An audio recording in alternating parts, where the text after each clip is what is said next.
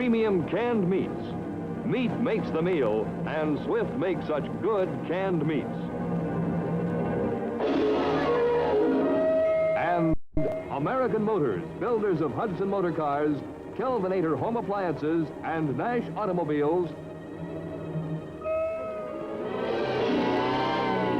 present Walt Disney's Disneyland. When you wish upon a star, makes no difference who you are. Each week as you enter this timeless land, one of these many worlds will open to you. Tomorrowland, promise of things to come. Fantasyland, the happiest kingdom of them all. Frontierland, tall tales and true from the legendary past. Adventureland, the wonder world of nature's own realm. Presenting this week,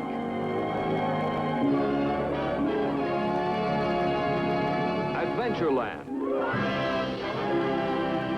During the next hour, we'll see the Academy Award-winning Seal Island, and we'll go behind the cameras with the Disney naturalist photographers as they film scenes for The Vanishing Prairie, a true life feature to compare with the unforgettable living desert.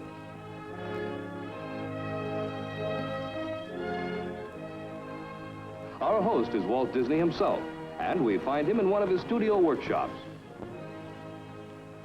If there's one question everyone seems to ask about our true life adventures, it's how are we able to pry into the private lives of the animals and get the secrets of nature on film? Well, this is part of the answer, a telephoto lens.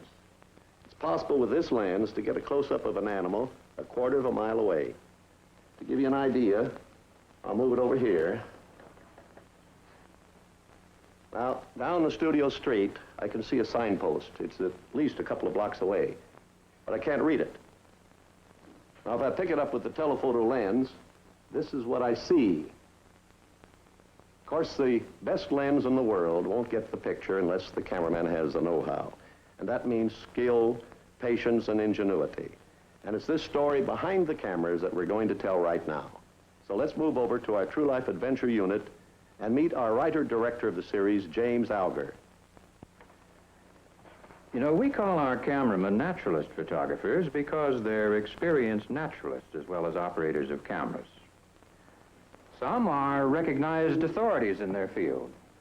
For example, one's affiliated with a museum, still another is an ornithologist, and another is a marine biologist.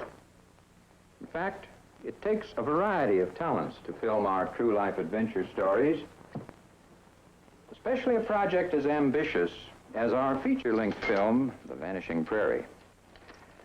Now, a photographer in the field is something of a trespasser, for nature has a way of guarding her own against the prying eye of the camera. But here, let's take a look at some film on the moviola, and I'll show you what I mean. This is Dick Borden, a specialist on birds in flight. And he's photographed geese and ducks and such from Canada to Texas and from Maine to Oregon. Wherever he goes, Dick always has to overcome the birds' natural fear of humans. And so he set about finding a way to reach their secret hideaways without being conspicuous. To do this, he's rigged up what he calls a sneak boat. This odd contraption is powered by storage batteries.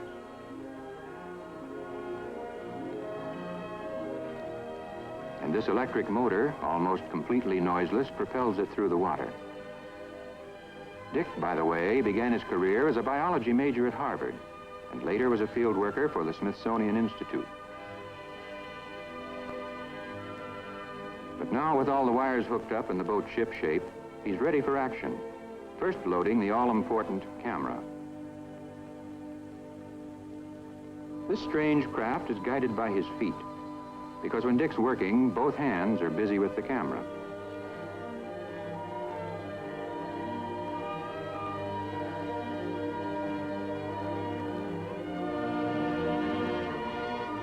Once underway, he looks rather like a floating log.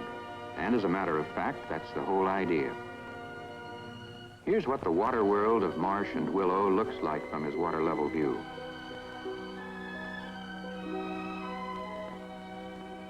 And it's amazing how close Dick gets to his subjects.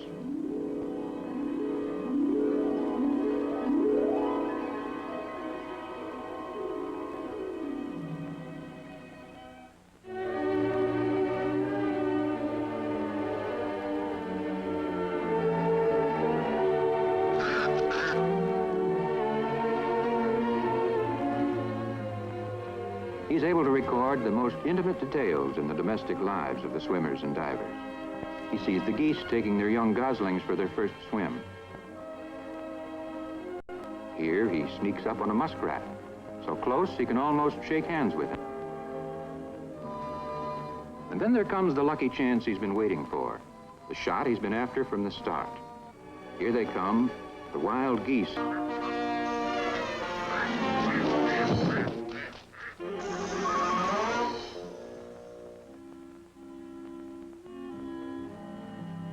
On the vast stage of the prairie, the long-eared, long-legged jackrabbit, the sage grouse and the prairie chicken whose dances the Indian copied.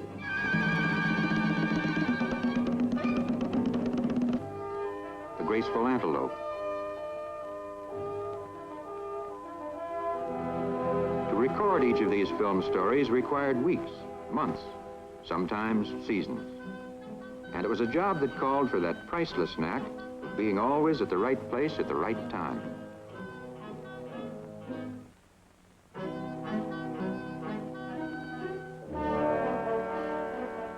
Now, perhaps the most elusive animal on the North American continent is the bighorn sheep. He's practically never photographed, for trailing him to his skyline lair is a job for the most experienced mountaineer. But to Cleveland Grant and his wife Ruth, it was all in the day's work. These two have devoted a lifetime to animal photography. Working as a team, they go into the remotest backcountry, and it's a matter of film record that what they go after, they get.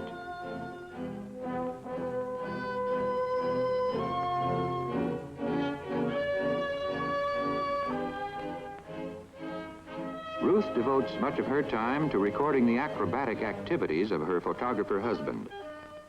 Cleve, meanwhile, has his hands full just trying to keep up with the fugitive sheep. And in the end, it takes a good stout length of manila rope and a bit of the cowboy's skill to get where the bighorns are going. If you want a portrait of the bighorn, you must simply follow him to the highest crags.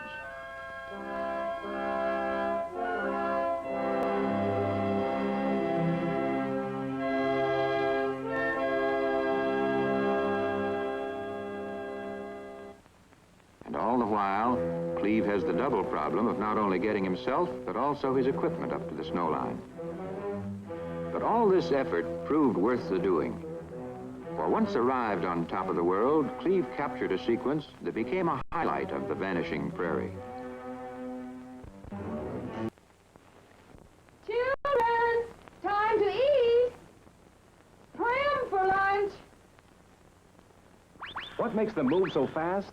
Swift's Prem, the double flavor luncheon meat with juicy pork and tender beef. Swift's Prem, the perfect answer to quick-to-prepare delicious meals, long on flavor, short on fuss. Just slice and serve for delicious, fresh and tender Prem sandwiches to eat at home or on a picnic. Tomorrow have Mom get Swift's Prem, and remind her of the other Swift's premium canned meats. Chopped beef, extra lean and tender. Beef sandwich steaks for hot roast beef sandwiches. Pork sausages, the only ones fried brown before canning. And canned ham, more natural flavor juices, so juicy it's patented. Remember, meat makes the meal, and Swift makes such good canned meats. Look to Swift for the finest, as Swift starts its second 100 years to serve your family better.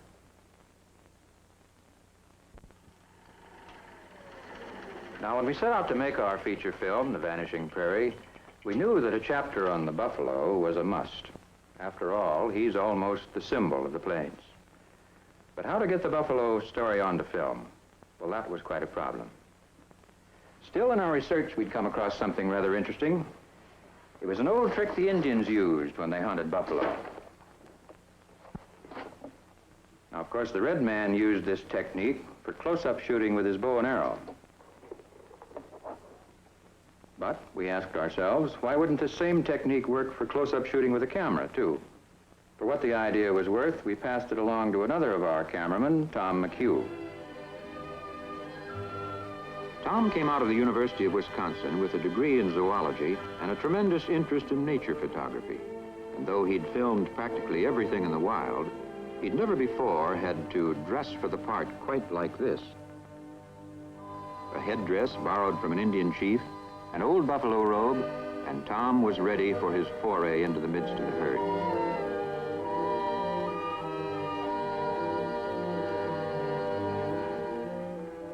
Now he looked like a buffalo, or hoped he did, because there was always the chance the trick might backfire. And there was a moment when it looked as if Tom might be in for a bad time.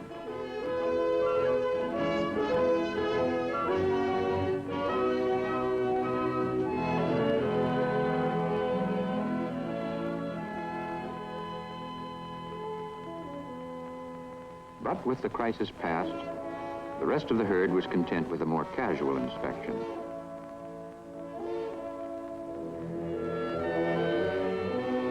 And Tom was accepted as a full-fledged member of the Buffalo Brotherhood. Indeed, he became so interested in the buffalo and their ways, he decided to write a thesis on them for his PhD degree at the university. And after all, who's better qualified than a man who's been a buffalo himself? Tom McHugh witnessed events rarely seen in the wild.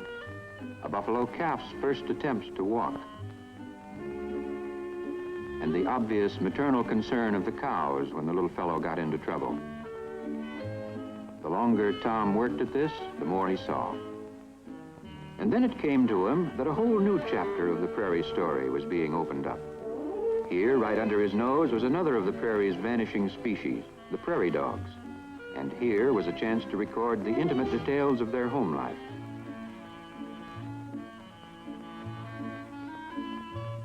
Cousins of the ground squirrel, these little rodents have a dog-like habit of barking. Thus the name, prairie dog. It's a hectic life nature cut out for them. Such are the dramas, the day-by-day wonders, that unfold before the eyes and the lenses of a true-life adventure cameraman. By their very nature, the true-life photographers are outdoor men, and they don't particularly mind working round the seasons. In winter, however, their difficulties are multiplied considerably. Transportation itself is a problem. And here's how it was solved in getting the winter coverage for the vanishing prairie. Tom McHugh joined James Simon, another of our naturalist photographers, and the two of them made a daring excursion into the heart of buffalo country in the dead of winter. They traveled in a snowmobile, a sort of airplane on skis. As a safety measure, two of these odd vehicles were chartered for the trip. In case one got into trouble, the other could serve as a rescue craft.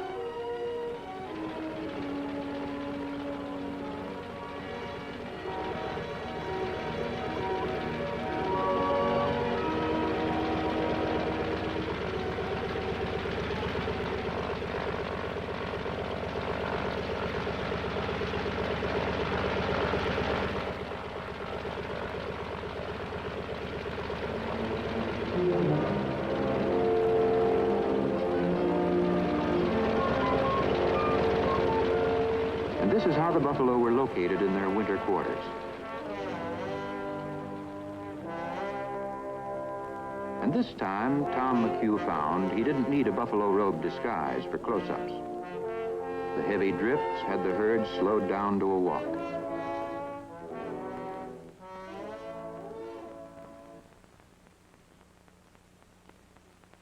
This was snowshoe country. But Jim Simon, born and raised in this part of the world, was on his home ground. A former member of the Wyoming Fish and Game Commission and a one-time director of the Jackson Hole Wildlife Park, he knows his animals and where to find them, even in winter. Before long, he trained his camera on one of the most ancient of dramas, the eternal struggle for survival. Mountain lion and deer, the hunter and the hunted.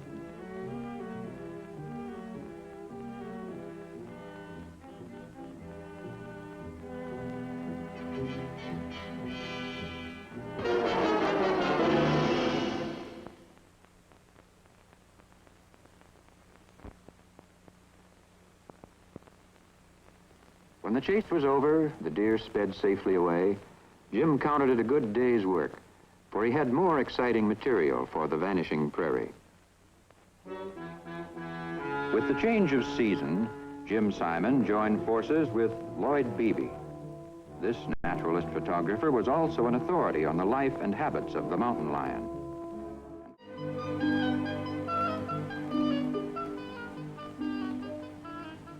Such are the scenes our photographer... Johnny! Time to eat! Prim for lunch! What makes him move so fast? Swift's Prem, the double flavor luncheon meat with juicy pork and tender beef. Swift's Prem is ready in a jiffy. Slice and serve hot or cold. The perfect answer to quick-to-prepare delicious meals, long on flavor, short on fuss. Prem and Swift's Brookfield eggs for breakfast, the ideal way to start any day. Tomorrow have Mom get Swift's Prem and remind her of the other Swift's premium canned meats. Chopped beef, extra lean and tender. Beef sandwich steaks for hot roast beef sandwiches. Pork sausages, the only ones fried brown before canning. And canned ham, so juicy it's patented. Remember, meat makes the meal, and Swift makes such good canned meats. Look to Swift for the finest, as Swift starts its second 100 years to serve your family better. You know, nature always deals in the rare and unexpected. And we've discovered that the problems and habits of the real animals are often funnier than the antics that we dream up for our cartoon characters. I think probably that's the reason why all of us here enjoy making these nature films so much. The True Life staff, by the way, were borrowed from our cartoon productions. James Alger, the writer-director, once animated and directed the cartoons. Some of our True Life staff still double in brass, dividing their time between the two fields. You're about to meet one of those men right now. At the moment, he's devoting the major portion of his time to our cartoon feature, Sleeping Beauty. But he's also one of the writers as well as the voice of our True Life adventures, Winston Hibbler. Oh, I was just filling in here writing some lyrics for Sleeping Beauty, but that can wait a little while. I'm sure you're all familiar with this theme you've been hearing. It's one of Tchaikovsky's themes from the Sleeping Beauty ballet. It's pretty, isn't it?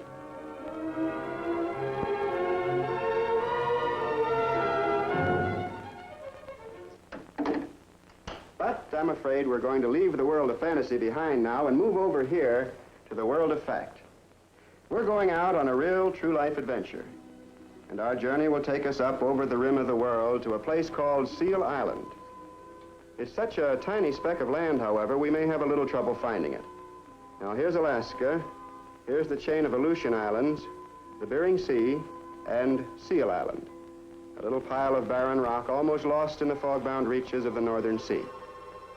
But it's here behind this curtain of mist that nature plays out a story strange as fantasy, yet straight from the realm of fact. The saga of the fur seal. Seal Island, theater for the spectacle, lies ready and waiting for the players to make their annual appearance. The time is early spring. And just where the great seal herds spend the winter months, no one really knows. And yet they always return to these barren shores where each season they reenact the story of their kind and bear their young where they themselves were born.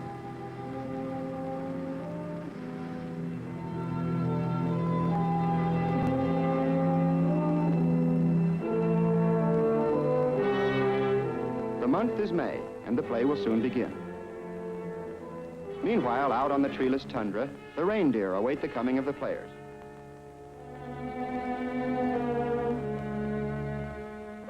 The foxes, too, are year-round residents, all kinds of them. Blues and silvers, and some a sort of compromise.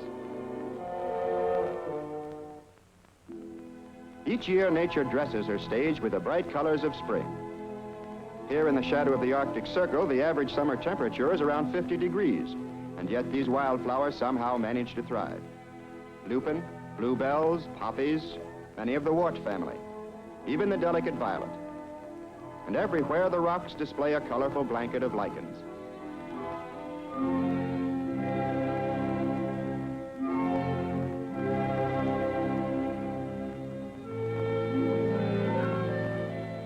The bouquets are in place. The stage is set. Everything is ready for the homecoming seal. And here they are. First on the scene are the bulls. These are the monarchs of the herd. Big, burly fellows, they weigh almost as much as a horse.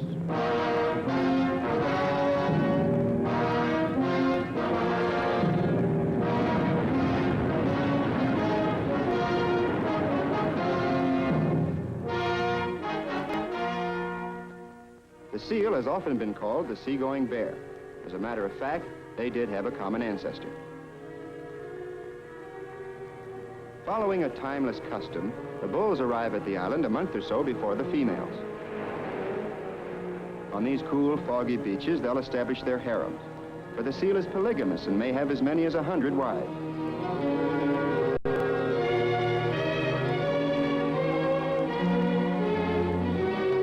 These first comers are called beachmasters, and for good reason. For a beachmaster must be big enough and strong enough to hold his home site against all comers.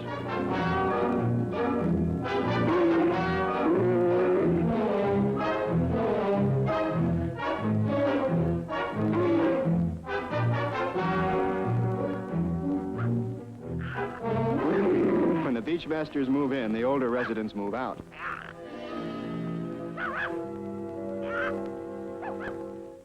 For the next few weeks, the bulls will have nothing to do but wait for the females. Once the harem is captured, however, the beachmaster must be always on the alert, for protecting his household becomes a full-time job. There won't even be time for meals. The bull goes through the entire summer without eating. He exists solely on the fat stored up in his immense bull neck.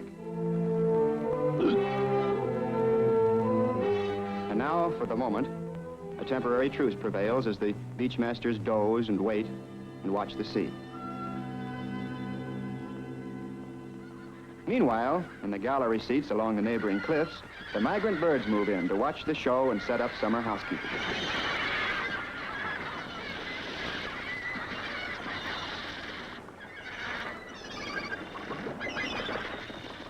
Wild birds by the thousands. Many of them have flown 3,000 miles to nest here. It's the early bird indeed who gets the best spot on these narrow ledges. While this may not seem like the best spot for a nest egg, to the birds, these forbidding rocks are havens of safety.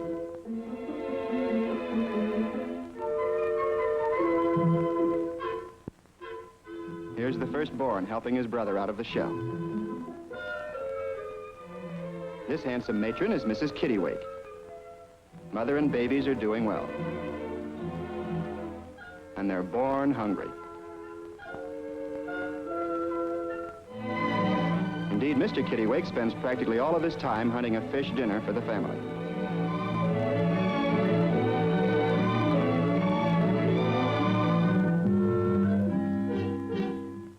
Other seaside residents are the puffins. There are several varieties. This one is tufted with sideburns that trail in the breeze. And the horned puffin. Brightly colored and gay, this little fellow with the oversized bill is often called the sea parrot.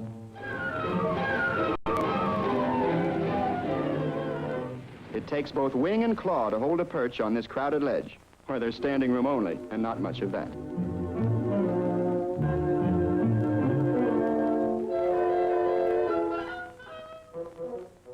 Mother Nature must have dipped into the rainbow when she painted the parrot of the sea. Like the seal, these birds come back season after season to the island where they were born. Meanwhile, the vigil of the beachmasters goes on and on. Some grow restless and search for better vantage points. Others wait patiently through the long twilight hours. But now, over Seal Island, an atmosphere of tension has begun to grow. For with the dawn will come the month of June, and with it, the ladies.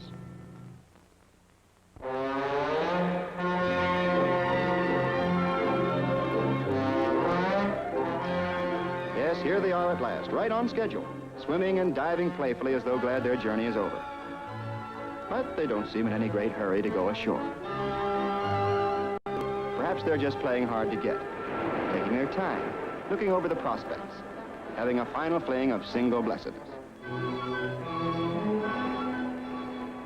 Eventually, however, they must make their choice for better or for worse, so some of them start coming in. Among the welcoming committee, rivalry mounts. Tempers flare as the bulls raise their manly voices to attract the females. The march of the brides continues and competition increases. Of course, there's always one who just can't make up her mind. The harems are formed by the simple process of rounding up the females and escorting them to the various home sites along the beach. Finally, all the females join the parade to the wedding rocks. There are no old maids on Seal Island.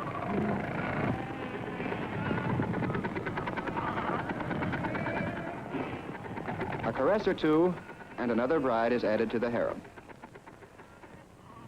Thus, community life in the colony begins. The beachmaster, well pleased with himself, settles down to watch over his new wives as they take their beauty naps. Sleeping heads gracefully up.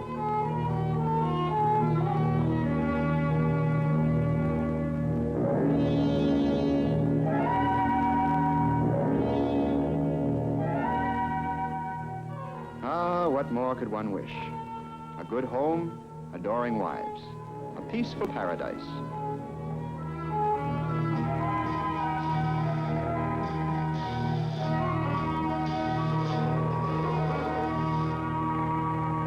But sometimes there's trouble in paradise. For every now and then, some fickle female manages to elude the watchful eye of her lord and master. This is what happens when an irate husband discovers one of his wives in a neighbor's harem. Maybe she felt she made a mistake in her choice of master, but that makes no difference. Changing one's mind is not a female's privilege up here.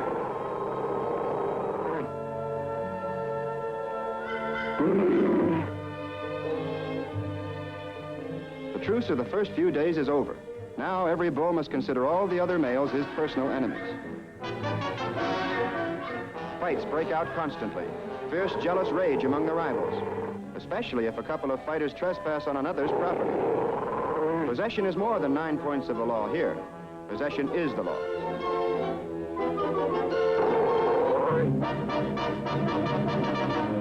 Here's a bull grabbing a wife for himself. He's determined to have a harem, even if there's only one bride in it.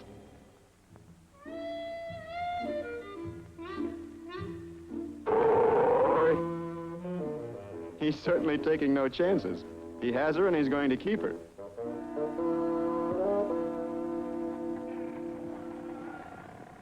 A curious thing about the seal is its playfulness, its sense of fun, developed beyond that of most wild creatures. In the water, of course, they're as graceful and clever as mermaids. But on land, too, they engage in many forms of play.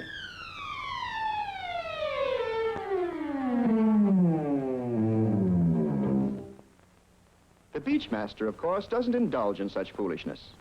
It's beneath his dignity. The jealous husband still seems to be having his troubles. He's finding out it's one thing to have a bride and another to hold her.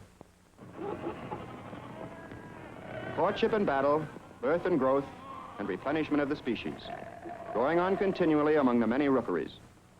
Yet out of this seeming chaos, a kind of order grows, and the great colony settles down to a comparatively peaceful existence.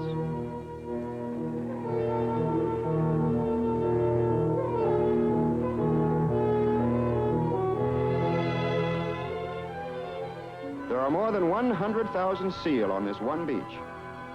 Looks like Coney Island on the 4th of July. Now it's late June, and the rookeries are alive with new babies. Seal Island has become a huge nursery. One pup and only one is born to a mother seal each season. This is the pup from the mating of the previous summer. It's born a few days after mother comes ashore and before she mates again. Seal pups are coal-black at birth and weigh from 8 to 10 pounds. They're nursed like any other mammal. The baby seal gather in groups or pods for comfort, for safety, and for school. Yes, school. Because they learn by practice what they must know as grown-ups in order to survive. Like all small fry, the baby seal imitate what they see and hear. They fight just like their fathers, make all the proper sounds of battle and huff and puff, and of course wear each other out.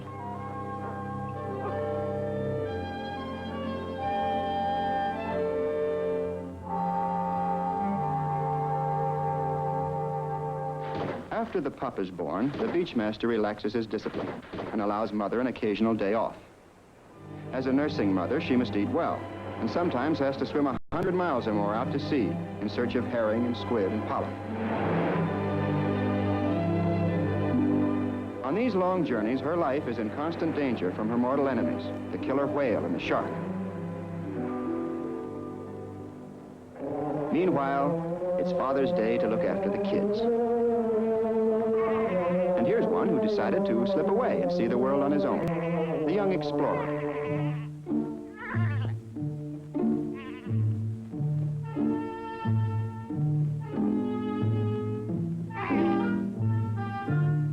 The great adventure is barely underway when he suddenly remembers something he forgot. Lunch. Well, there's only one answer to that. Mother. What's this? Somebody ahead of him? Wrong mother. A mother seal will nurse only her own pup, and she can't be fooled. She always knows her own. So this little fellow will have to keep on looking until he finds the mother he belongs to, or until she finds him, if she finds him. And there are some mighty big ifs in this world where survival is a daily battle. Or if mother, in her search for food, has fallen prey to her enemies of the deep, there's real trouble brewing for this youngster. Did we mention trouble? When 800 pounds of blubber parks on your flipper, there's not much you can do about it but yelp. And wait until the big bully makes up his mind to move.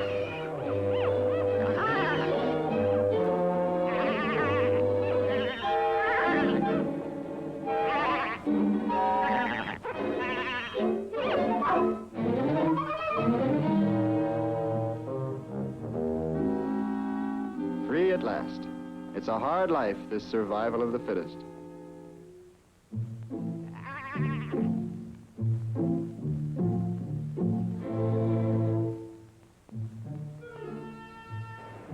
Since no one else will nurse him, let's hope Mother comes home soon. For if anything has happened to her, this pup will surely die. There are no orphans on Seal Island.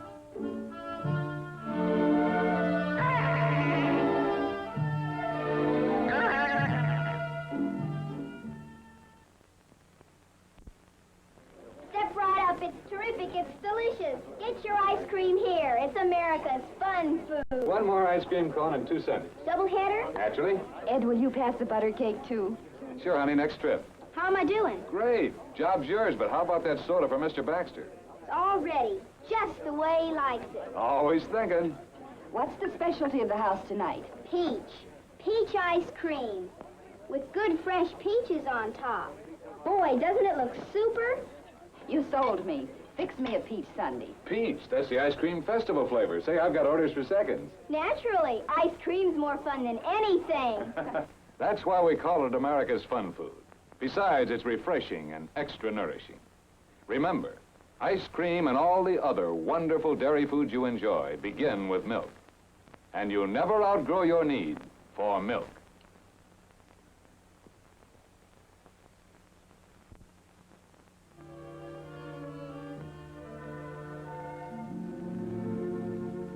Uh-oh.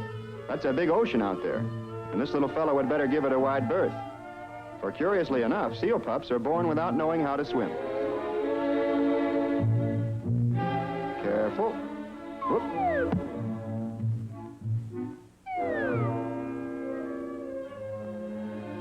By the way, what's Father doing about this?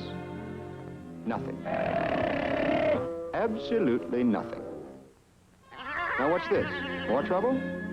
Better look out. One slip here and it's a long, long way down. Ah, here comes Mother at last. She seems to sense that there's trouble afoot, and of course her first thought is for her pup. By some mysterious instinct, she'll be able to recognize him among all the thousands of pups on the island. That is, if she can find him.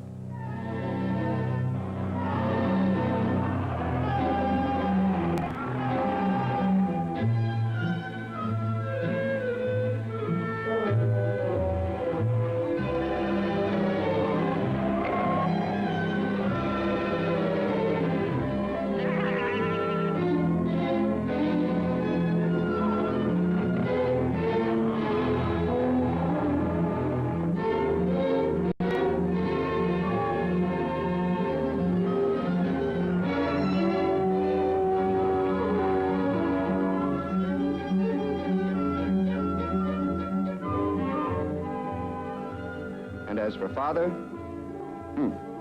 cool, calm, and collected. Ah, at last, rescued in the nick of time. Whoops.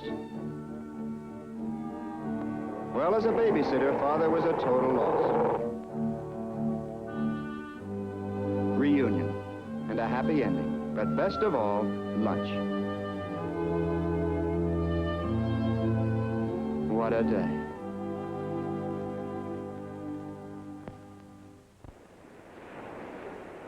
In the few short weeks before September, when the seal herd will leave the island, the pups must master the art of swimming. For seal pups must learn to swim like any land animal. And so the swimming lesson becomes one of the most important activities of the summer.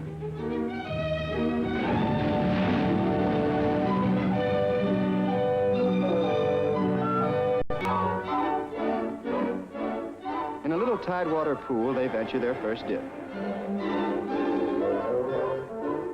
Somewhat cautiously at first. But after some trial and error and a ducking or two, they soon learn what their flippers are for. An important part of their schooling is learning to breathe for long submersion.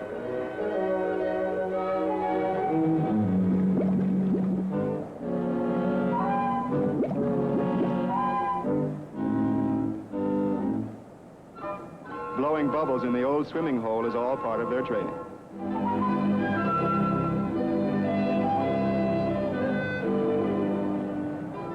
Here's a youngster braving the deep on his first practice jaunt.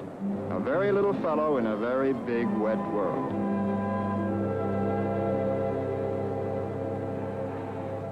The males, from 2 to 5 years old, are known as bachelors, and bachelors they are indeed. For all the females belong to the beachmasters and are members of one harem or another. Free from the burdens of family life, these gay young blades frisk and play at water sports and generally have a good time for themselves.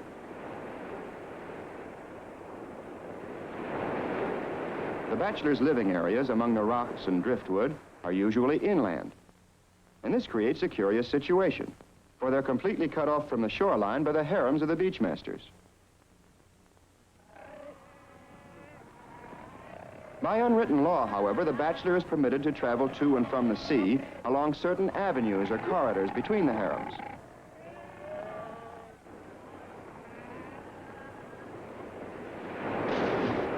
And he's unmolested, so long as he keeps to the straight and narrow.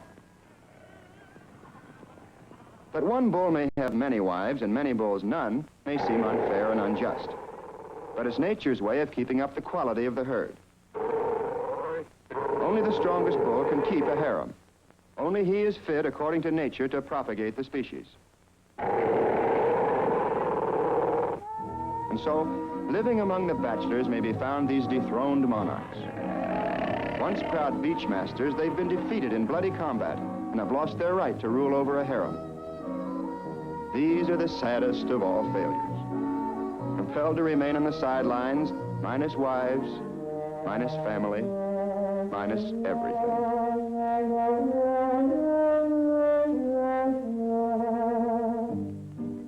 And so constantly faced with these sad reminders that only the fit may survive, the young bulls spend much of their time training for the one big event of their lives, the day when they can challenge the beachmaster for a right to a harem. Right now, the youngsters are hardly a match for the veteran bulls. They'll have to wait till they're 6 years old and fully grown. Meantime, they become one another's sparring partners.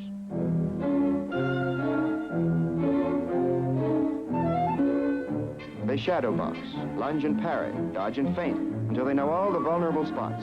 The throat, the eyes, and especially the flipper. For a disabled flipper may well turn the tide of battle when the going gets rough. It's rough and tumble and no holds barred through every waking hour as the young bachelor trains for his big day. And that day must inevitably come. Sooner or later, the young bull will tire of single blessedness. Well, on Seal Island, to become a family man, the harem must be taken by force. The youngster must pit his few brief years of training against all the experience and savage fury of a veteran beachmaster.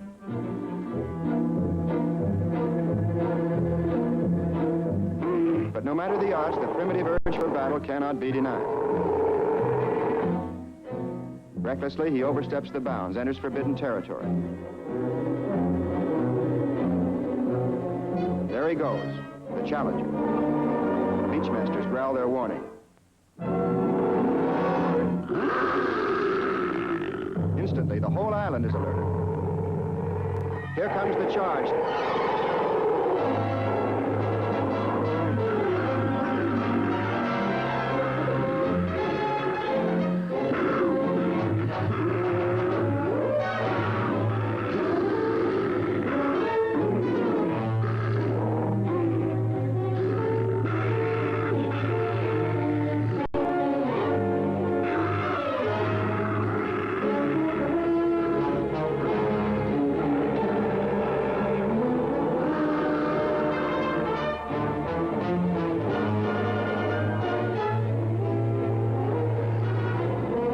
Veteran of a dozen battles, the older bull has plenty of experience.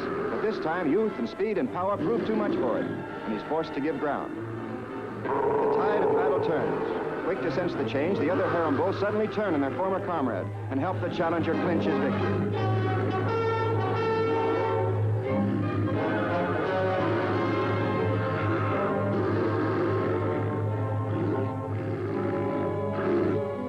Driven out by his kind, battle-scarred and bloody, the old beachmaster seeks the healing waters of the Arctic Sea.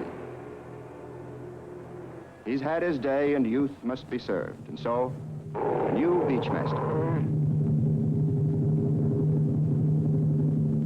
The king is king no more. Long live the king.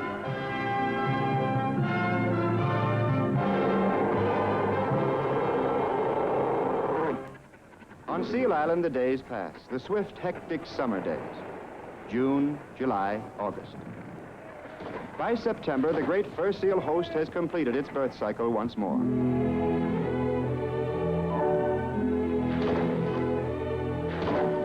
Again, the herd sets out on its long migration, heading southward into the Pacific, through the Aleutian Passes, beyond Unimak and the island of the Four Mountains, convoying the new generation, swimming no man knows where. Yes, once more, the players in the great spectacle vanish into mystery. And Mother Nature rings down her curtain of mist on another true life adventure, the saga of Seal Island.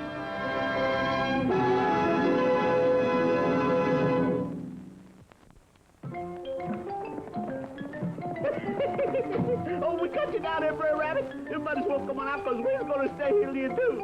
Hey, Brad Bell? He's got to come out sometime. That's what they think, because this is my laughing place. He's got to come out sometime. They don't know that this is an American Motors car with all-season air conditioning. Yes, all-season air conditioning. Another exclusive feature from American Motors.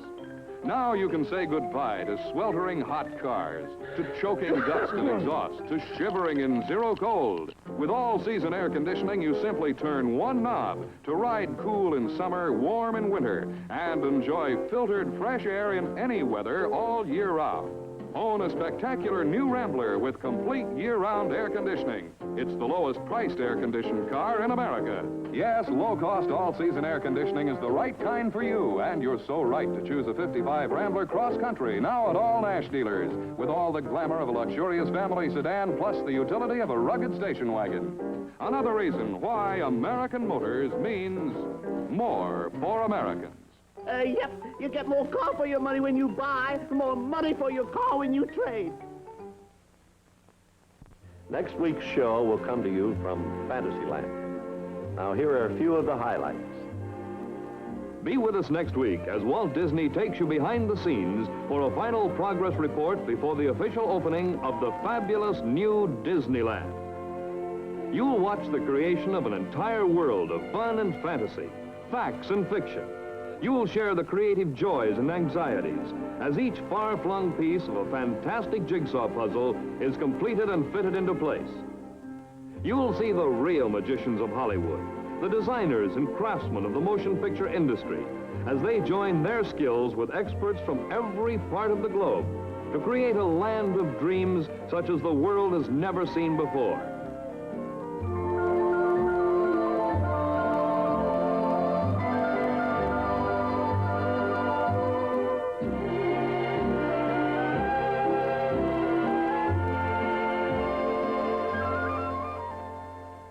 Before your eyes, you'll watch a Mississippi River steamboat, miniature railroads, merry-go-round horses, lions, rhinos, midget speed cars, all coming off the world's most unusual assembly line.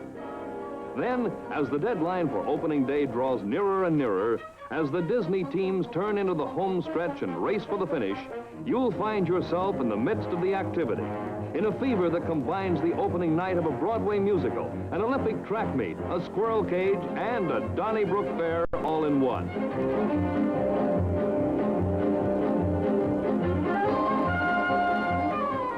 You'll see all this culminating in a modern miracle, Walt Disney's lifelong dream of Disneyland, a place of hopes and fancies, facts and fiction come true at last.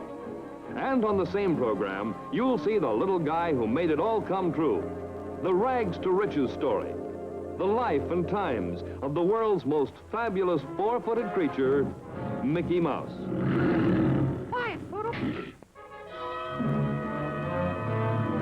From his first moving picture to his great Broadway triumph, co-starring with the famous Philadelphia Symphony Orchestra.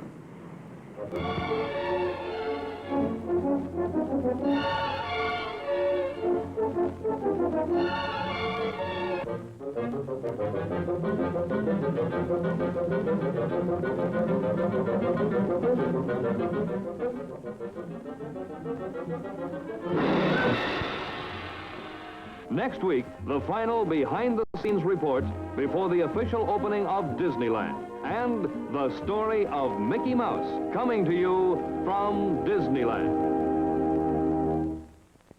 Once upon a time, when Cinderella longed to go to the ball, her fairy godmother appeared and gave her a beautiful gown. Now, what about a carriage? How fitting! The world's most beautiful, most modern car, a 1955 Nash Ambassador. Only trouble, it may be too modern for Cinderella. I know, let's make Cinderella modern. Let's turn her into Miss America. Hello, I'm Lee Merriweather, and being Miss America makes me feel like a modern Cinderella, especially when I drive my beautiful new Nash. And no wonder. Nash 455 has the trend-setting look that has all America talking, with new safety headlights set low in the grille, and new Cineramic windshield, widest of any car. And, of course, there's all-season air conditioning. One simple knob cools you in summer, warms you in winter, and just look, the widest front seats of any car, with a rainbow choice of rich leathers and fabrics. Enjoy wonderful airliner reclining seats that make the longest drive seem short. You can even nap the children on long trips. Why don't you drive the brilliant new Ambassador or the exciting new Statesman at your Nash dealers now? Let him turn your old car into a Nash. Next week, Disneyland will be brought to you by American Motors, builders of Nash automobiles, Kelvinator home appliances, and Hudson Motor Cars, and the Dairy Farmers of America through the American Dairy Association, reminding you to drink 1, 2, 3 glasses of milk a day. You'll never outgrow your need for milk. When your heart is in your dream. Get ready for one of the happiest times of your life. Soon, this summer, at your favorite theater, you'll be able to see Walt Disney's first all-cartoon feature in CinemaScope, Lady and the Tramp. It will be showing in theaters from coast to coast this summer. Watch for the opening date of Walt Disney's Lady and the Tramp in CinemaScope and Technicolor. It's his happiest motion picture. This has been an ABC Television Network presentation.